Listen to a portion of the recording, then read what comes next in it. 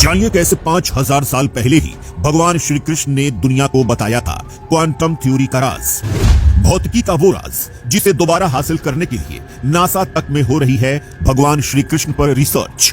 सनातन धर्म की ताकत देखकर एक बार फिर से कांप चुकी है दुनिया। दोस्तों, क्वांटम थ्योरी आधुनिक दुनिया की एक ऐसी खोज है जिसे लेकर आज पूरी दुनिया में खलबली मची हुई है, क्योंकि दोस्तों इसी भौतिकी के सिद्धांत के ऊपर आज की सारी आधुनिक साइंस निर्भर करती है। लेकिन दोस्तों, इस राज को भी भगवान श्री कृष्ण ने इसके बारे में 5000 साल पहले ही बता दिया था।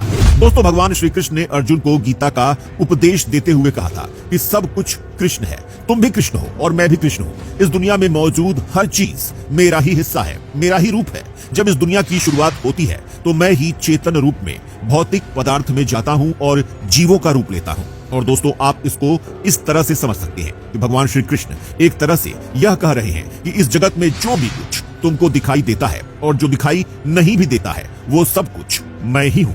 मेरे से अलावा इस दुनिया में किसी भी चीज का कोई अस्तित्व नहीं है। और दोस्तों, इस जगत के कण कण में मैं ही विराजमान हूँ। ये कण अपने आप में एक दूसरे से कनेक्टेड है। जी हाँ दोस्तों, और भगवान श्री कृष्ण द्वारा बताए इसी सिद्धांत को आज वैज्ञानिक क्वांटम थ्योरी का नाम देते हैं।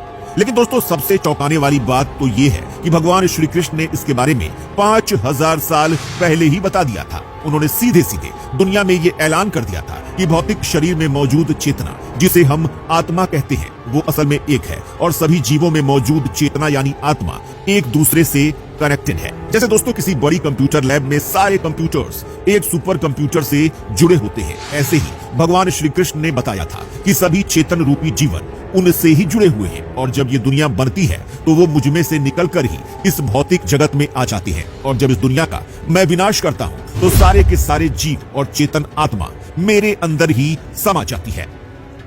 और दोस्तों, आपको जानकर हैरानी होगी कि हमारे समय में क्वांटम थ्योरी देने वाले इस सिद्धांत को आधुनिक तरह से रचने वाले एक वैज्ञानिक जिनका नाम है इरविन श्रोडिंगर। और दोस्तों, इन्होंने इस सिद्धांत को पूरा करने से पहले ही 1925 में पूरी दुनिया के आगे ये ऐलान कर दिया था कि क्वांटम मैकेनिक्स की खोज असल में और कुछ नहीं बल्कि हिंदू धर्म की भगवत गीता में मौजूद भगवान श्री कृष्ण के ज्ञान को ही आधुनिक तरीके से बताना है। और दोस्तों, उस वक्त इस महान वैज्ञानिक की बात को सुनकर पूरी दुनिया में खलबली मच गई थी। और दोस्तों, हिंदू धर्म से नफरत करने वाले और हिंदू धर्म को बदनाम करने वाले लोगों के उस वक्त पसीने छूट गए थे। लेकिन दोस्तों, अब जैसे जैसे आधुनिक विज्ञान विकसित हो रहा है वैसे वैसे आधुनिक विज्ञान को यह समझ में आ रहा है कि हिंदू धर्म में जो ज्ञान 5000 साल पहले बताया गया था वो असल में बहुत ही ज्यादा उन्नत था, जिसे आज के वैज्ञानिक चाह कर भी नहीं समझ सकते हैं। और हिंदू धर्म में मौजूद इस महान ज्ञान को समझने के लिए हमारी मानव जाति को अभी भी कई हजार साल लग जाएंगे।